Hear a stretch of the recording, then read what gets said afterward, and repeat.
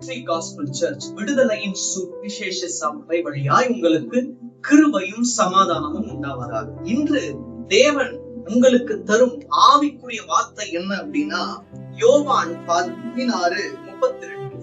இதோ நீங்கள் சித்தருந்து அவனவன் தன் தன் இடத்துக்கு போய் என்னை தனியே விட்டு விடும் காலம் வரும், அது இப்பொழுது வந்திருக்கிறது.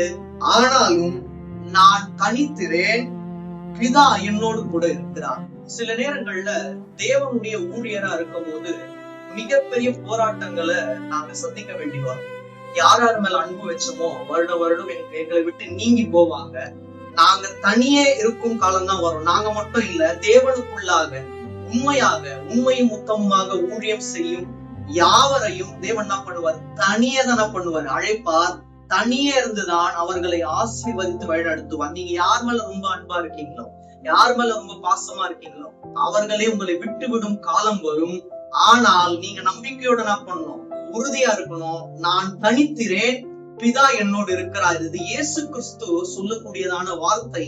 இதை நீங்க முழுமையாக படித்து பார்த்தால் தேவன் அநேக காரியங்களை விளக்குவார். ஆனா இதுல இருந்து நீங்கள் தியானிக்க வேண்டிய ஒரே விஷயம், இனிமேட்டு வரக்கூடிய நாட்கள்ல உங்களை தனியே விட்டுவிடும் காலம் வரலாம். ஆனால் நீங்கள் தனித்திருக்க மாட்டீர்கள். அந்த பிதாவாகிய தேவனே உங்க கூட இருந்து அநேக காரியங்களை உங்களுக்கு வெளிப்படுத்துவார். அதன் பிறகு தேவனோடு மாத்திரம் நீங்கள் இடைப்பட்டு வாழ்நாள் முழுவதும் சந்தோஷமாக இருப்பீர்கள். தேவன் தாமே உங்கள் யாவரையும் ஆசீர்வதிப்பாராக. ஆமென்.